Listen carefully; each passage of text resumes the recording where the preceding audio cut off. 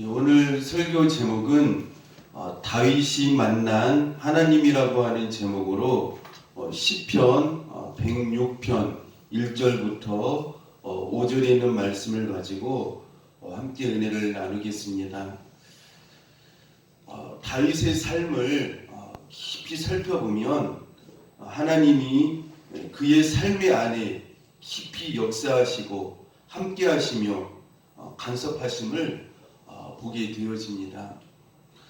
시편을 보면 하나님께서 다윗에게 얼마나 큰 은혜를 주셨고 그의 삶 가운데 얼마나 깊이 관여하시고 또 역사하시고 또 이렇게 말씀해 주시는가를 우리는 알 수가 있습니다.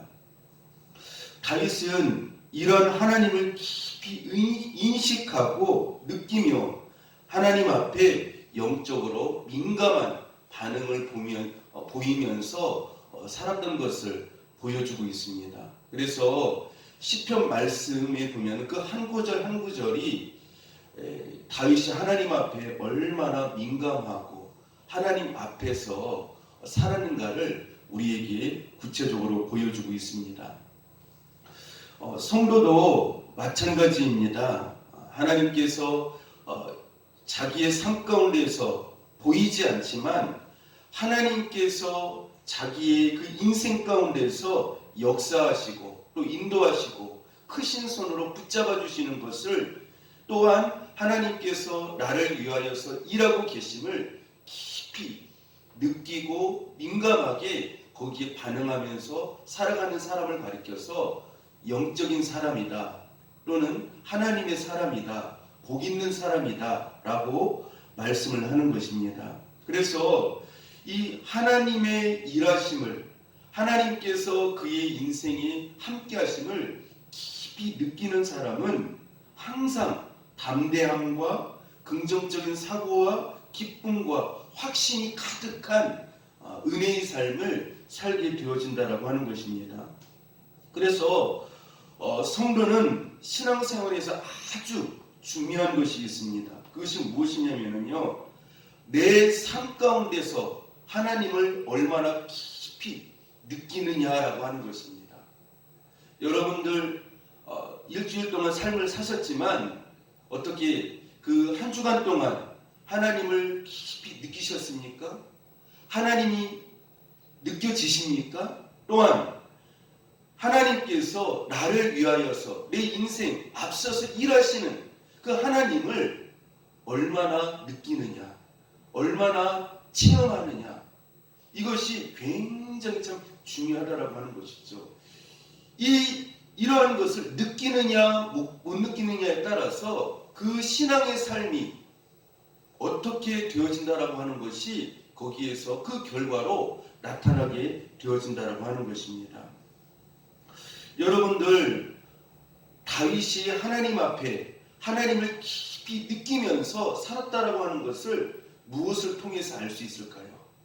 다윗은 자기 인생 가운데서 하나님이 함께 하심을, 하나님의 크신 손이 함께 하심을 깊이 느끼면서 살아가게 되어졌는데 그 하나님을 깊이 느꼈다라고 하는 것을 무엇을 통해서 알 수 있느냐라고 하는 것입니다. 그것은 우리가 다윗이 어렸을 때에 사자와 곰과 싸워서 여호와의 이름으로 그 사자와 그 곰들을 죽이고 이긴 것들을 통해서 우리는 알 수가 있죠. 더 나아가서 다윗이 하나님을 깊이 느꼈다라고 하는 것을 깨달을 수 있는 곳이 있습니다. 누구와의 싸움이었습니까? 골리앗과의 싸움.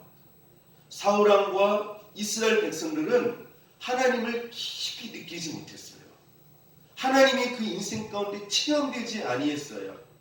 그랬기 때문에 그들은 골리앗과 블레셋 그 군인들 앞에서 무서워하며 벌벌 떨지 못하며 그들 앞에 한 걸음도 나가지 못하게 되어졌는데 다윗은 하나님을 깊이 느끼는 그런 사람이었기 때문에 여호와의 이름으로 골리앗 앞에 담대함과 그 확신함을 가지고 골리앗 앞에 섰던 것을 볼 수가 있습니다. 여러분들, 여러분의 삶 가운데서 하나님이 깊이 느껴지는 축복의 역사가 있기를 바랍니다. 하나님이 체험되어지는 은혜의 역사가 있기를 축복합니다. 하나님께서 여러분들 인생을 앞서서 인도하시는 그것을 느끼는 체험되어지는 그러한 은혜의 역사가 있기를 바랍니다. 그러면 어떻게 다윗은 하나님을 깊이 느낄 수가 있었을까요? 그 인생 가운데 어떻게 그 하나님이 자기의 삶 가운데서 함께 하심을 어떻게 느낄 수 있었느냐라고 하는 것입니다. 하나님께서 자기 인생 가운데 어떻게 일하심을 느낄 수 있었느냐라고 하는 것입니다. 첫째로 다윗은 하나님을 깊이 묵상하고 교제함으로 말미암아 하나님을 깊이 느끼고 체험하고 있었다라고 하는 것입니다. 여러분들 하나님과 교제하지 아니하면은요 하나님을 느낄 수가 없어요.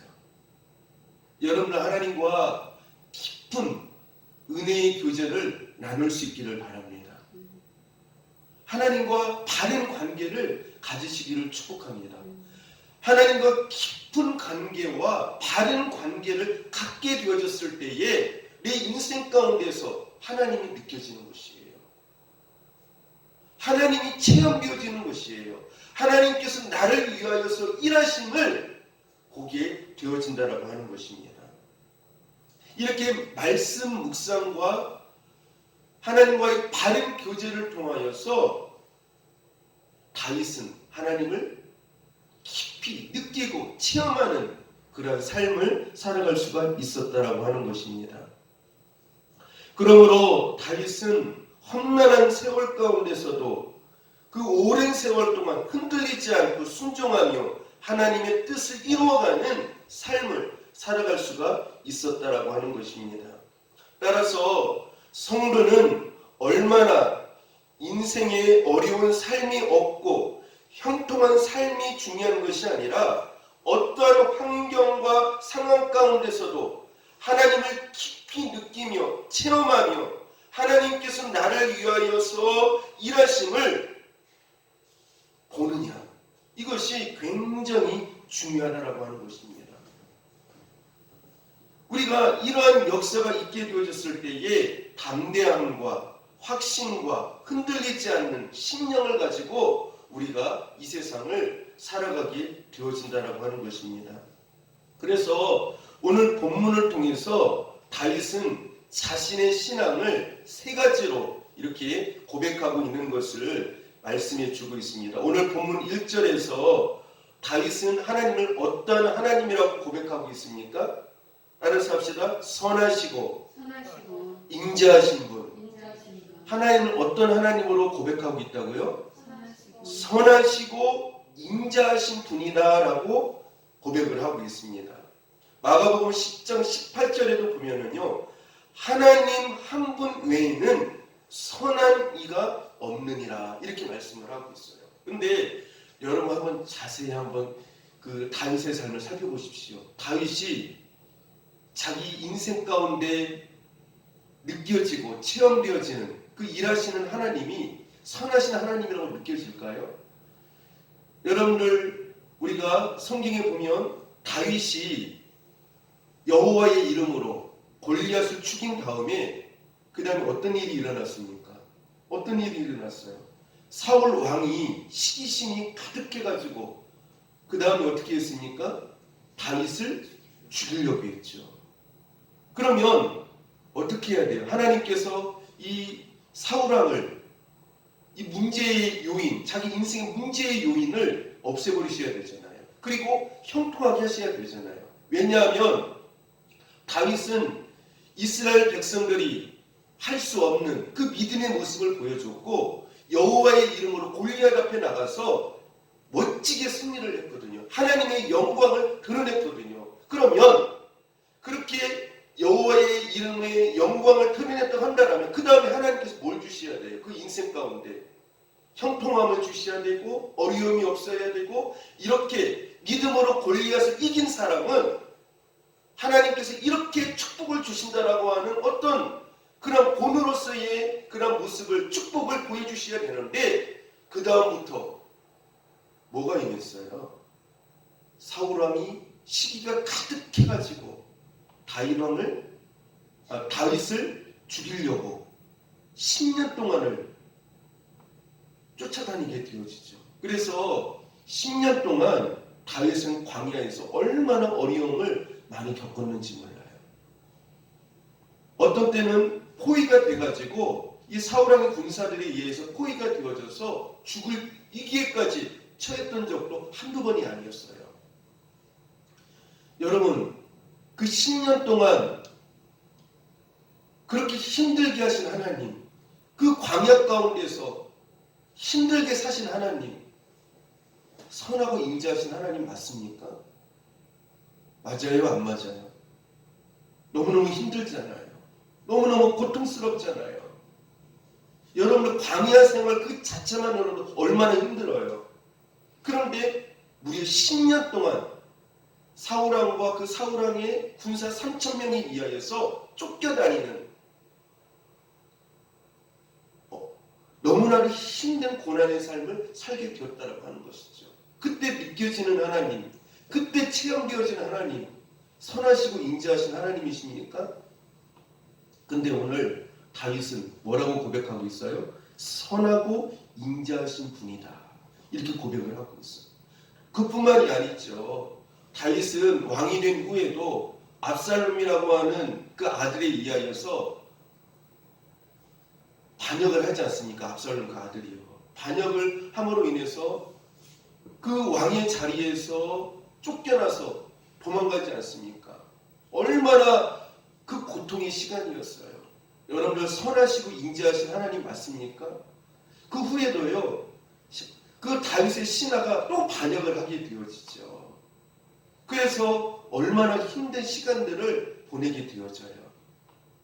그런데 그러한 인생의 험난한 그 과정 가운데 살았음에도 불구하고 다윗은 선하시고 인자하신 분이다. 이렇게 고백을 하고 있습니다.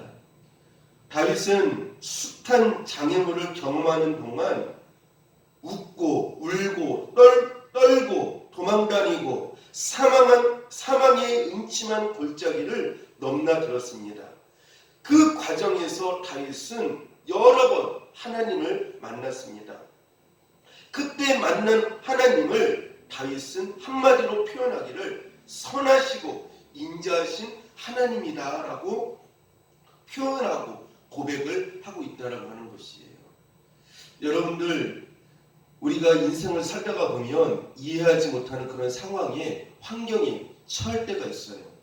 내가 믿음의 모습을 가지고 믿음의 본을 보였고 내 앞에 있는 영적인 골리앗을 내가 이기는, 승리하는 그런 삶을 살았음에도 불구하고 그 뒤에 우리도 이해할 수 없는, 우리도 깨닫기 힘든 그런 상황들, 고난들, 아픔들이 영적인 사울이 우리를 고통스럽게 하는 그런 역사가 있을 수가 있다고 하는 것입니다. 그때에 여러분들이 어리석게 그 영적인 사울, 나를 힘들게 하는 어떤 그것을 보면서 하나님은 이런 하나님이었어? 하나님은 이렇게 나를 힘들게 하는 하나님이었어? 나를 어렵게 하는 하나님이었어? 하면서 어리석게 여러분 원망하지 마시고 불평하지 마시기를 바랍니다. 지금은 알 수가 없어요. 지금은 왜 하나님께서 이렇게 역사하시는지, 왜 나는 이렇게 힘든 상황으로, 심지어는 사망의 음침한 골짜기로 가는 것처럼 너무나도 고통스러운, 아무것도 보이지 않는 그 상황 가운데서 왜 하나님께서 나를 이렇게 긴 시간 동안 하나님께 간절히 기도도 해보고 또 하나님 앞에 부르짖기도 해보고 하나님께 나아가지만 전혀 나아지지 않는 그런 상황처럼 보여질 때가 있다라고 하는 것이죠. 영적인 10년의 기간이죠. 그러나 지금 그 상황이 보이지 않는다 할지라도, 그러한 어떤 그런 가운데서 소망이 보이지 않는다 할지라도 여러분들 어리석게 원망하지 마시기를 바랍니다. 불평하지 마세요. 분명한 것은 하나님께서는 아직 문제가 꼬이고 풀리지 않는 것처럼 보여진다 할지라도 하나님께서 분명히 어디를 향해서 가고 있다라고 하는 것이에요. 합력하여 선을 이루는 자리로 우리를 계속해서 인도해 가고 계시다라고 하는 것이에요. 분명한 것은 우리가 그렇게 힘든 자리에 있음에도 불구하고 하나님은 선하시고 인자하신 분이라고 하는 것이에요. 많은 성도들의 신앙을 보면서 제가 안타까운 것이 뭐냐면요, 인생의 어떤 어려움이나 고난이 오면 너무 조급하게 하나님을 판단해요.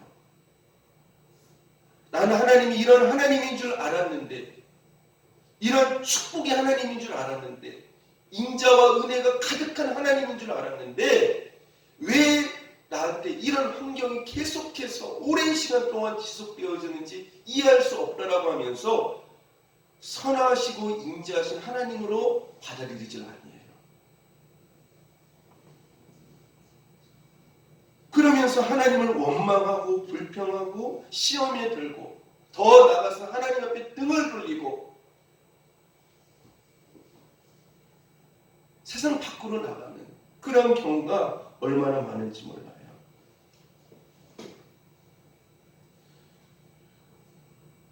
자기 생각과 기준으로 자기 입맛에 맞는 하나님을 찾는 사람들이 얼마나 많은지 몰라요.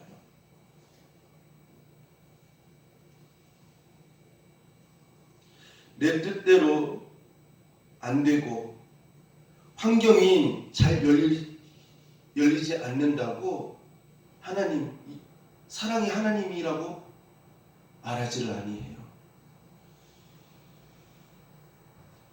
여러분들, 그러나 분명한 것은 다윗은 어디를 향해 가고 있다라고요? 합력하여 선을 이루시는 은혜의 자리로, 축복의 자리로 다윗은 여전히 가고 있다라고 하는 것이에요. 여러분들, 우리가 요셉도 보면 요셉이 형들에게 미움을 받고 애굽에 팔리고 또 억울하게 감옥도 가지 않습니까? 그렇죠? 참 오랜 시간 동안 그 시간이 되어져요. 무려 13년 동안 되어져요. 여러분들, 그때 하나님이 요셉이 감옥에 있을 때에, 노예로 팔려 있었을 때에 선하시고 인자하신 하나님으로 느껴지십니까? 근데 중요한 것은요, 이 요셉을 하나님께서는 합력하여 선을 이루는 자리로 그 요셉을 계속해서 어떻게 해요? 그를 이끌고 가고 계시다라고 하는 것이에요. 요셉은 옥에 있을 때, 종으로 있었을 때 왜 나를 이렇게 역사하셨는지, 나를 왜 이렇게 낮추셨는지, 심지어 왜 이렇게 옥에까지 있어야 되는지 답답하고 하나님을 이해할 수 없었겠죠. 그러나 분명한 건 요셉이 종으로 애굽에 붙잡혀 왔을 때에도, 심지어 억울하게 감옥에 있었을 때에도 하나님은 인자하신 하나님, 선하신 하나님으로 요셉 가운데 역사하고 계셨다라고 하는 것이죠. 요셉이 그걸 알았겠습니까? 옥에 있었을 때 왜 하나님께서 내 인생 가운데 이렇게 하시는 걸까? 왜 나를 이렇게 힘들게 하시는 걸까? 하나님께서는 선하신 길로, 하나님의 영광을 드러내는 길로 우리를 인도하고 계신다라고 하는 것이에요. 분명한 것은 이러한 험난하고 고단한 이 힘든 과정이 계속 되어지는 것이 아니라 반드시 어떻게 하는 것이라는 것이에요? 지나가는 것에 불과하다는 것이에요. 우리가 그걸 꼭 잊지 말아야 돼요. 영원히 지속되어지는 것이 아니라 지나가는 것에 불과하다고 하는 것이에요. 뿐만이 아니죠. 여러분들, 하나님께서 나중에 좋은 결과로, 선하신 결과로, 진리의 결과로 우리가 알게 되어짐으로 말미암아 하나님의 뜻이 여기에 계셨구나. 하나님께서 무엇을 하시고자 하는 그 이유와 목적을 우리가 지금은 알지 못하지만 알게 되어진다고 하는 것이죠. 그것뿐만이 아니죠. 우리가 아직 힘든 과정이 있고 어려운 과정이 있다 할지라도 그 어려움과 힘든 그 과정 속에서 하나님은 여전히 어떻게 하신다는 거예요? 함께 하신다라고 하는 것이죠. 여러분들 다윗이 사울 왕에게 쫓겨다니면서 여러 번 위험한 고비가 있었지만 그때마다 하나님께서 어떻게 하셨어요? 그 다윗을 그 위험한 과정에서, 그죠? 사울 왕을 잠들게도 하시고 그렇지 않습니까? 때로는 다윗이 잡힐 위기에 있었는데 블레셋 군대가 쳐들어오게 함으로 인해 가지고 블레셋과 싸우러 가게 하심으로 인해서 그 다윗을 잡지 못하게 만드시는, 하나님께서 순간순간 도우시고 함께 하시는, 어려운 가운데 있지만 광야 가운데 있지만 하나님께서 순간순간 도와주시는 그 은혜를 우리는 보게 되어진다라고 하는 것입니다. 그래서 힘든 상황 가운데서도, 어려운 상황 가운데서도 우리는 하나님의 선하시고 인자하심을 볼 수 있는 영적인 눈을 가질 수 있는 저와 여러분이 될 수 있기를 축복합니다. 여러분들, 우리가 좋은 환경, 좋은 육신의 환경을 가지는 것도 참 중요하지만 하나님께서 우리에게 어렵고 힘든 환경을 주실 때가 있어요. 그것은 우리의 무엇을 위해서 주실까요?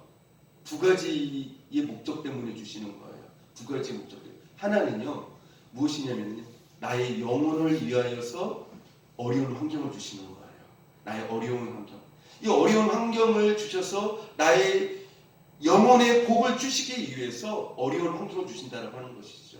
다시 말씀드리면 내 속에 있는 세상적인 그 찌꺼기들을 하나님께서 어떻게 하시기 위해서요? 제거하시고 오로지 누구만을 바라보게 하기 위해서요? 하나님만을 바라보는, 하나님만을 의지하는 훈련을, 영적인 복을 주시기 위하여서 여러분들, 하나님께서 때로는 이해할 수 없는 고난과 또 아픔과 힘든 환경 속으로 우리를 인도하실 때가 있다고 하는 것입니다. 그래서 여러분들, 세상의 육신적인, 세상적인 복만을 여러분들이 보지 마시고 힘든 가운데서도 우리에게 하늘의 신령한 영적인 복을 주시는, 하나님만 바라보고 하나님만 의지하게 하시는, 또 우리 속에 있는 더러운 죄의 찌꺼기들을 어려움을 통하여서 철저히 회개하게 하심으로 인해서 우리를 정결하게 하고 깨끗하게 만들므로 말미암아 하나님을 만나게 만드시는 그 복을 주시기 위해서임을 여러분들이 알고, 여러분들이 그 선하시고 인자하신 그 하나님의 은혜를 그 징계 속에서도 발견할 수 있는, 고난 가운데서도 발견할 수 있는 여러분들이 될 수 있기를 축복합니다. 그래서 성도는요, 아무리 힘든 상황과 어려움 가운데서도 따라서 합시다. 하나님의 큰 소리로요, 하나님의 깊은 마음을 헤아리고 읽을 줄 알아야 합니다. 그게 진짜 신앙생활을 잘하는 거예요. 내 시각을 가지고, 내 기준을 가지고 왜 하나님께서 이렇게 하시는 거야? 하나님 뭐야? 어떻게 이렇게 하실 수 있어? 어린애같이 그렇게 하지 마시고요. 이런 상황도 이해가 안 되지만, 납득이 가지 않지만, 논리적으로 그것이 해석이 되어지지 않지만 하나님께서 그 안에서 말씀하시고자 하는 하나님의 뜻과 하나님의 그 마음을 헤아림으로 말미암아 여러분들 그 안에서도 하나님 앞에 감사하시고 하나님 앞에 찬양하시면서 기도로, 믿음으로 끝까지 나갈 수 있기를 바랍니다. 다윗은 이해할 수 없는 힘든 상황이고 어려운 상황이었지만 하나님은 선하시고 인자하신 하나님이시다, 이렇게 고백을 하고 있어요. 왜요? 다윗은 그 무엇보다도 하나님의 뜻과 하나님의 마음을 잘 알고 있었기 때문에 그래요. 그래서 신앙생활이라고 하는 것은 내 기준으로 하나님을 보는 게 아니에요. 하나님의 그 깊은 마음을 읽을 줄 알 때 우리가 그 안에서 힘든 상황이 있지만, 고난 가운데 있지만 뭡니까? 그 안에서 감사가 흘러나오고 기도가 흘러나오고 찬양이 흘러나오게 되어진다고 하는 것이. 그래서 신앙이라고 하는 것은 하나님의 마음을 얼마나 읽느냐, 그거예요. 그래서 여러분들 선하신 하나님, 그 하나님을 여러분들이 체험할 수 있기를 축복합니다. 두 번째는요, 4절에 보시면 이렇게 말씀을 하고 있어요. 여호와여 주의 백성에게 베푸시는 은혜로, 따라서 합시다. 나를 기억하시며, 큰 소리로요. 나를 기억하시며. 여러분들 신앙생활을 잘 하는 것이 무엇일까요? 다윗은요, 하나님 앞에 하나님 나를 기억해 주세요. 나를 기억해 주세요. 그렇게 기도하고 있어요. 여러분 신앙생활을 잘 한다라고 하는 것은 하나님께서 나를 기억하시도록 삶을 살아가는 것이 신앙생활을 잘하는 거예요. 어떻게 하는 것이 신앙생활 잘하는 것이라고요? 하나님께서 나를 기억하시도록 살아가는 삶을 말하는 것입니다. 여러분 우리가 성경에 보면은요, 믿음의 선진들이 하나님께서 기억하시는 신앙생활을 하였음을 우리에게 보여주고 있어요. 여러분 아벨은 무엇 때문에 하나님 앞에 기억이 되었을까요? 우리 창세기에 나오면 아벨이 나오잖아요. 무엇 때문에 아벨이 하나님 앞에 기억된 바 되어지는 이름이 되어졌을까요? 아벨은 예배를 잘 드린 거예요.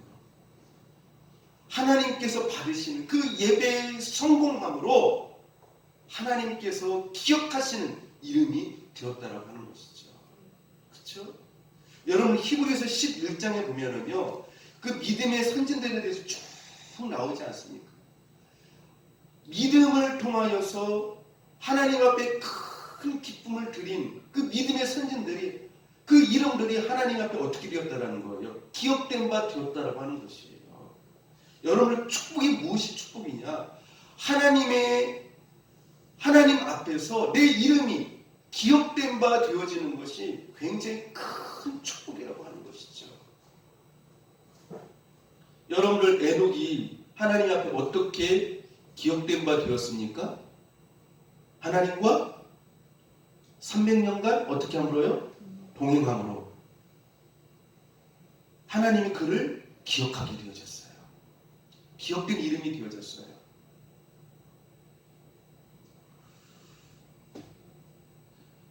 어떻게 하나님 앞에 동행했을까요? 어떻게 에돔이 하나님과 동행했을까요? 히브리서에 나오죠. 하나님을 어떻게 하는 자라는, 그렇죠. 하나님을 기쁘시게 하는 자라고 하는 명령을 받게 되어졌죠. 우리가 어떻게 하나님을 기쁘시게 어떻게 동행할 수 있습니까? 하나님을 기쁘시게 할 때요. 여러분들 나를 기쁘게 하는데 인생을 사용하지 않기를 바랍니다. 남편과 자식을 위해서 기쁘게 하는데 사용하지 않기를 바라요. 내 인생을요. 하나님을 기쁘시게 하는데 여러분의 인생을 쓰시기를 바랍니다. 그렇다고 해서 뭐 남편, 자식, 부인 뭐 잘하지 말라는 게 아니에요. 잘 하는데 우리 인생에 어디에다 초점을 둬야 됩니까? 에녹처럼 하나님을 기쁘시게 하는 데요. 기쁘시게 하는 데. 오늘 하나님을 기쁘시게 했느냐? 그게 굉장히 참 중요하죠. 내가 인생에서 성공했느냐? 잘 나가고 있는 인생이냐? 그것보다 더 중요한 것이 뭐예요? 하나님을 기쁘시게 하는 자냐? 그게 참 중요해요. 하나님의 기쁨이 되시기를 축복합니다. 자, 그 다음에 여러분들 하나님께서 특별히 정말 많이 거론된 이름이 있죠. 누구입니까? 모세요. 모세는 하나님께서 특별히 기억하시고 기억하시는 사람 중에 한 사람이죠. 모세는 40년 동안 광야에서 힘든 세월을 보냈습니다. 이스라엘 백성들의 원망과 불평, 또 그 광야 생활이 얼마나 힘들어요. 그렇죠? 너무나 고통스러운 삶이었어요. 그런데 어떻게 했습니까? 끝까지 40년 동안 그 충성의 자리, 사명의 자리를 한 번도 모세가 어떻게 했어요? 벗어나지 아니했어요. 끝까지 아무리 큰 어려움이 있고 고통이 있고 아픔이 있어도 이스라엘 백성들이 그렇게 고통스럽게 하고 힘들게 하고 상황이 안 좋아도 끝까지 사명의 자리를 지키고 충성했던 사람이 누구였습니까? 바로 모세였어요. 그것도 몇 년 동안요? 40년 동안요. 그래서 하나님께서는요, 이 모세를 얼마나 좋아하시는지 몰라요. 하나님과 직접 어떻게 해요? 대면해 주시고 말씀해 주시고. 그래서 모세 이름이 하나님 앞에 많은 선지들이 있지만 기억되는 이름 중에 기억되는 그런 이름이었던 것들을 우리가 볼 수가 있습니다. 여러분들 사무엘도 하나님 앞에 기억되어지는 이름이 있죠. 무엇으로요? 많은 기도를 통해서요. 우리가 많은 기도를 하면은요, 하나님께서 기억하시는 이름이 되어져요. 사무엘은 내가 너희를 위하여 기도를 쉬는 자를 결단코 범하지 않겠다, 이런 말을 했죠. 그 다음에 여러분들 다니엘, 사드락, 메삭, 아벳느고 7배나 뜨거운 용광로 사자굴에 들어갈 수밖에 없는 상황 가운데서도 끝까지 어떻게 했습니까? 하나님의 말씀을 지키고 믿음을 지킴으로 말미암아 하나님께서 기억하시는 이름이 되었다라고 하는 것입니다. 여러분들 특별히 우리가 성경에 보면은 정말 힘든 가운데서도 끝까지 믿음을 지키는 한 사람이 있죠. 누구입니까? 정말 욥이죠. 욥. 물질, 자녀, 건강 다 잃었어요. 다 잃었어요. 그런데 끝까지 어떻게 합니까? 하나님을 찬양해요. 끝까지 하나님을 찬양해요. 그리고 끝까지 어떻게 해요? 인내해요. 인내해요. 믿음을 끝까지 지킵니다. 하나님께서 기억하시는 이름이 되었다라고 하는 것이죠. 여러분 특별히 우리가 신약에 가면은 예수님께서 물론 많은 믿음의 사람들을 기억하시지만 복음이 증거되는 것에는 이 여인도 함께 이 여인의 이름이 함께 증거될 것이다 라고 말씀하시면서 칭찬하시던 여인이 있죠. 어떤 여인입니까? 옥합을 깨트린 여인. 그렇죠? 옥합을 깨트린 여인. 예수님께서 이제 십자가에 죽으실 것을 얼마 남겨놓지 아니하시고 말씀을 증거하고 있었을 때에 시몬의 집에 예수님 계실 때에 마리아가 와가지고 가난함에도 불구하고 300데나리온은 자기 1년치의 월급이죠. 1년치의 월급을 탈탈 털어가지고 옥합을 이렇게 구해서 그 예수님의 장사를 준비함으로 말미암아 예수님의 그 앞에서 영원히 기억되어지는 이름이 되어졌다라고 하는 것입니다. 사랑하는 성도 여러분, 하나님 앞에 기억된 바 되어지는 여러분들의 이름들이 되어지시기를 축복합니다. 하나님께서 기억하신다. 얼마나 큰 축복이에요. 그런데요, 여러분들 사복음서에 보면은요, 참 안타깝게도 기억되지 않은 이름들이 참 많이 나와요. 제가 여러 번 말씀드렸지만 많은 군중들이 예수님을 따라다녀요. 그죠? 근데 그 사람들 한 사람 한 사람 이름을 예수님 편에서 보았었을 때 어떻게 했습니까? 그 제자들이요, 그 말씀을 기록하실 때 이름을 기록했어요? 안 했어요? 안 했거든요. 뭐라고 말씀을 하고 있습니까? 허다한 무리들, 허다한 군중들. 그죠? 여러분 이런 식으로 기록되지 않기를 바랍니다. 허다한 군중들, 허다한 무리들, 무슨 의미가 있어요? 이들은 예수님을 따라다녔지만 그 마음속이 어떠한 상태였습니까? 예수님이 목적이 되어져서 예수님을 사랑했기 때문에 그 말씀을 사모해서 예수님을 따라다닌 게 아니에요. 무엇 때문에요? 자기의 욕심을 따라서 자기가 뭔가 원하는 것을 얻기 위하여서 예수님을 한마디로 뭡니까? 수단으로, 도구로 이용하기 위해서 예수님을 따라다녔던 것이죠. 그러니까 자기 인생에 뭡니까? 뭔가 그 도움이 될 수 있는 그것이 되기 위하여서 예수님 믿었던 것이죠. 그러니까 그들은 예수님 앞에 기억되는 이름이 안 되어지는 것이죠. 허다한 군중에 불과하다라고 하는 것이에요. 여러분들 하나님께서 기뻐하시는 사람이 될 수 있도록 하나님께서 기억되시는 이름이 될 수 있도록 여러분들 신앙생활을 제대로 할 수 있기를 바랍니다. 그래서 오늘 본문 4절 말씀에 보니까요, 다윗이 그렇게 말을 합니다. 나를 기억하시며, 따라서 합시다. 나를 기억하시며, 나를 기억하시며. 여러분, 하나님이 나를 기억하신다는 것, 그 하나만으로 얼마나 감사해요. 그렇죠? 그 다음에 세 번째로요, 5절 하반절에 보시면은요, 따라서 합시다. 주의 유산을 자랑하게 하소서. 주의 유산. 주의 유산이 무엇일까요? 이것은요, 주님께서 십자가를 지시고 죽으심으로 말미암아 우리에게 주신 유산이에요. 두 가지입니다. 뭡니까? 뭐예요? 십자가를 지심으로 말미암아 우리에게 주신 두 가지 축복이 있죠. 그 십자가의 보혈을 통하여서 우리의 어떤 문제를 해결해 주셨습니까? 유산으로요. 죄의 문제, 인생의 가장 우리 인생을 완전히 무너뜨리고 파멸시키고 지옥 가게 만드는 그 죄의 심각한 가장 큰 죄의 문제를 예수님의 보혈이 피로 유산으로 물려주심으로 말미암아 어떻게 하게 되었어요? 그것이 해결되어졌다라고 하는 것이죠. 또 한 가지는 무엇입니까? 또 한 가지 유산을 준비했어요.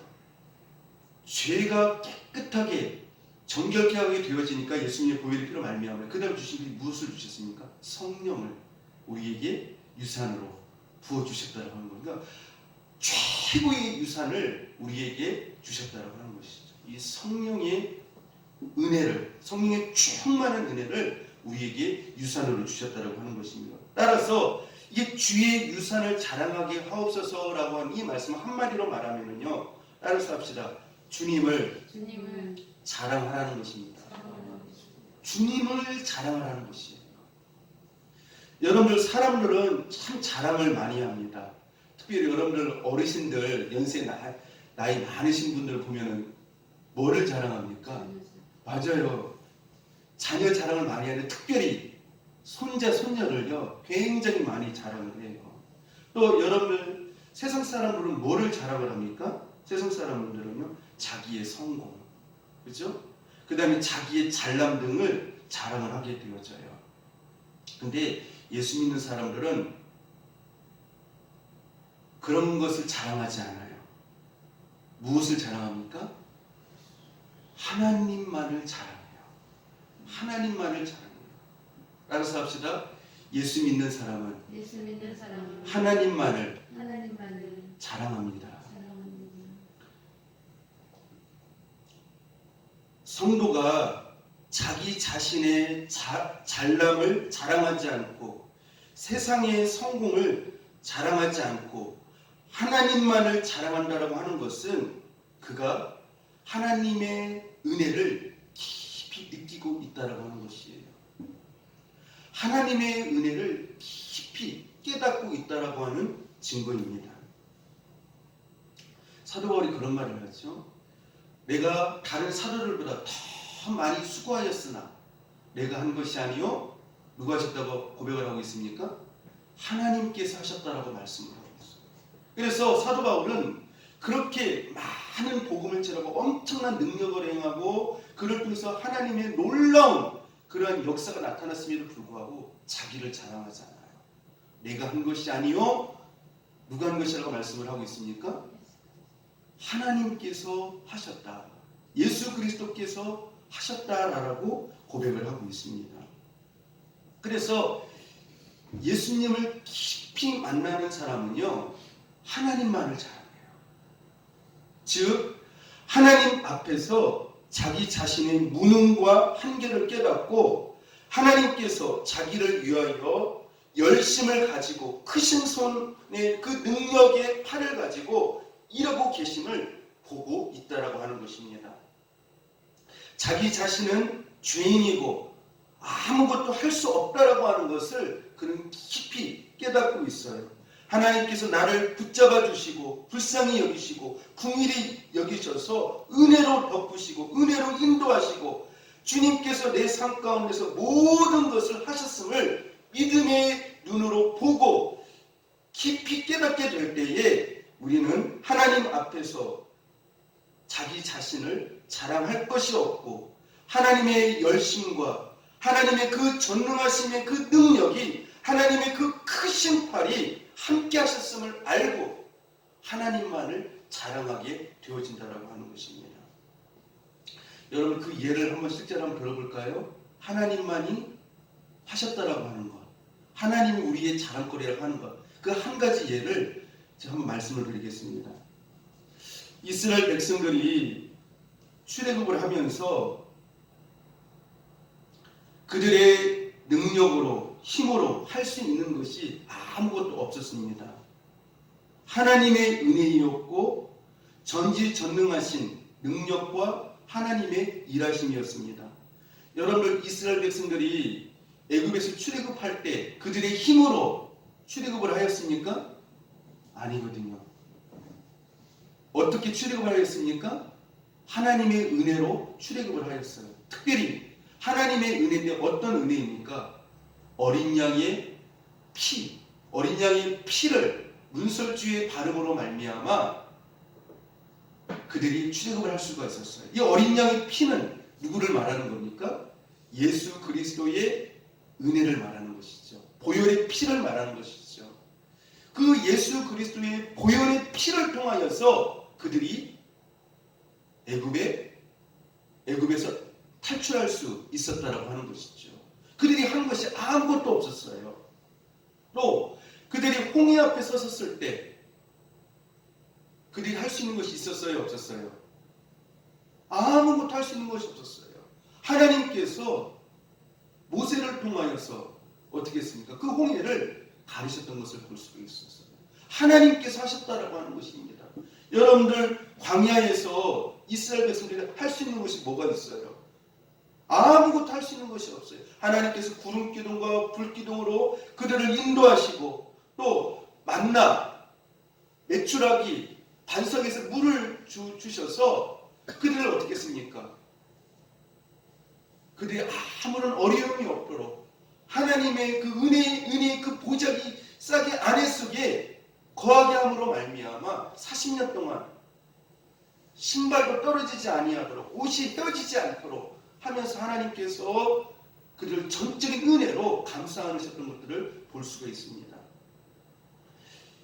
이스라엘 백성들의 출애굽부터 이 광야 생활의 그 모든 과정들을 보면 모든 것이 하나님의 은혜이고 하나님의 일하신 뿐이었음을 알 수가 있습니다.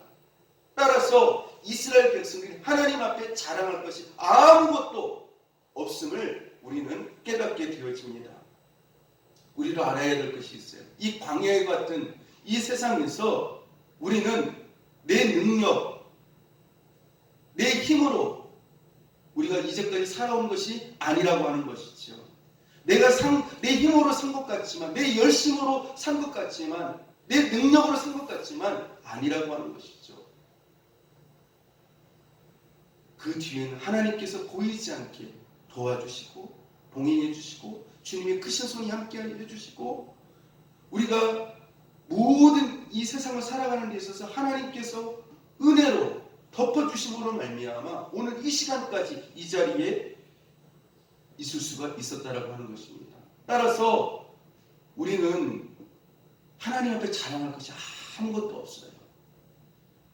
여러분들 하나님 앞에 자랑하지 마시기를 바랍니다. 자랑하지 마세요. 하나님께 그걸 제일 기뻐하지 않으세요.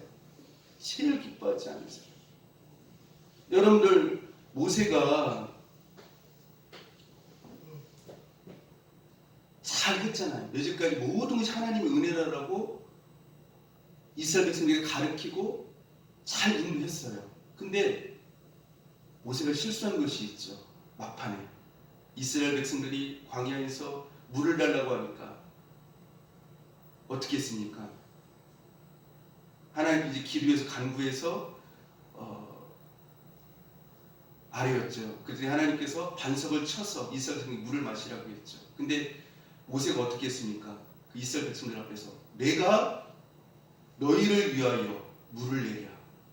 누구의 이름이 들어갔어요? 내가. 모세의 이름이 들어갔던 거예요. 자기의 이름을 자랑하였던 것이죠. 자기의 이름을 드러냈던 것이죠. 여러분 이 내가라고 하는 것 굉장히 무슨 교만이에요. 하나님만을 드러낼 수 있기를 바랍니다. 하나님만을 자랑할 수 있기를 바랍니다. 여러분 사울왕도 왜 그런 거예요?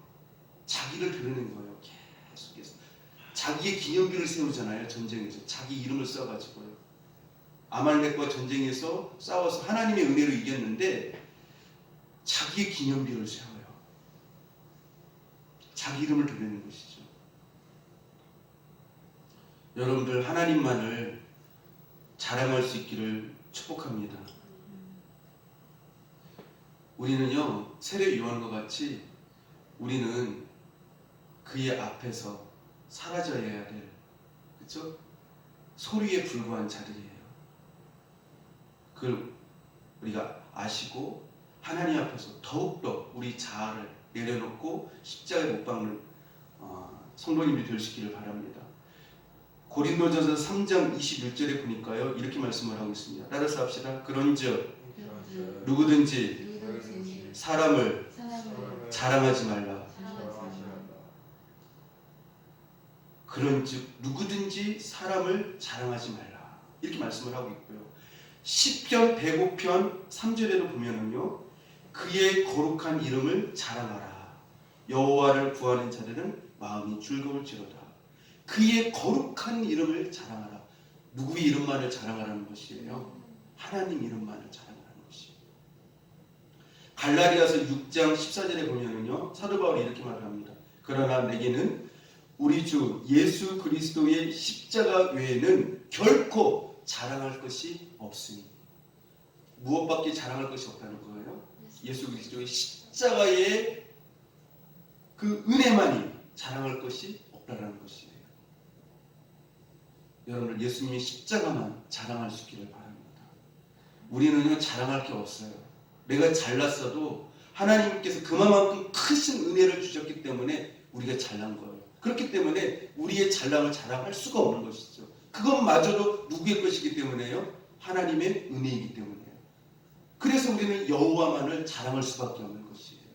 오늘 이제 말씀을 이제 정리하고자 합니다. 오늘 다윗은 세 가지로 자기가 만난 하나님을 고백하고 있습니다. 첫 번째는요, 하나님은 선하시고 인자하신 분이시다.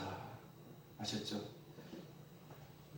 여러분의 기준에, 여러분의 뜻에 맞지 않는 하나님이라고 하여서 여러분들 원망하지 마시고 불평하지 마시고 지금은 이해할 수 없지만 깨닫지 못하지만 그래서 알 때가 있어요. 알 시간이 있어요. 아, 하나님이 이러려고 하셨구나 라고 하는 알 시간이 있다라고 하는 것이죠. 시간이 지나면 알아요. 하나님의 때가 되면 알게 되어져 있어요. 그러나 분명한 것은 내가 힘든 시간이 있다 할지라도, 고난의 자리에 있다 할지라도 나를 위하여서, 내 영혼을 위하여서 나를 사랑하시기 때문에 그렇게 하신다라고 하는 것을 아시고, 여러분들 하나님이 선하시고 인자하신 그 하나님을 기억하시면서 살아갈 수 있기를 바랍니다. 두 번째로는요, 여러분이 하나님 앞에 여러분의 이름이 기억되어지는 성도가 될 수 있기를 바랍니다. 허다한 무리로, 허다한 군중으로 살지 않기를 바랍니다. 그리고 세 번째는요, 누구만을 자랑하자고요? 주님만을 자랑하는 우리 성도님들 될 수 있기를 바랍니다. 내가 잘 나가고 형통하고 또 많은 축복을 받았다 할지라도 내 노력이 아니에요. 내 최선이 아니에요. 내 노력과 내 최선을 할 수 있도록 그 배움의 은혜를 주신 분은 하나님이시라고 하는 것을 항상 잊지 말고 하나님만을 자랑할 수 있는, 십자가의 사랑만을 자랑할 수 있는 저 여러분이 될 수 있기를 주님의 이름으로 축복합니다. 기도하겠습니다. 하나님 아버지 감사합니다. 오늘 다윗이 만난 하나님에 대하여서 생각해 보았습니다. 하나님은 우리가 이해할 수 없는 그러한 환경으로 인도하시고 고난의 자리로 인도하시는 하나님이라 할지라도 우리가 분명한 것은 하나님은 선하신 분이시고 인자하신 분이라고 하는 것을 늘 잊지 않고 감사하며 찬양하며 믿음의 자리를 지키게 하여 주시고, 또한 하나님께서 나를 기억하시는 삶이 되어질 수 있도록 하나님 믿음과 헌신의 삶을 살게 하여 주옵소서.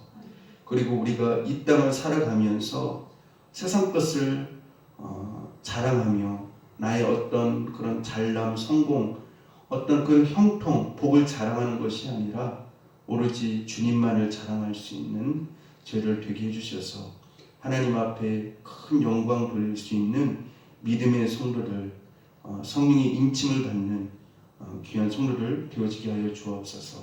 예수님 이름으로 기도합니다. 아멘.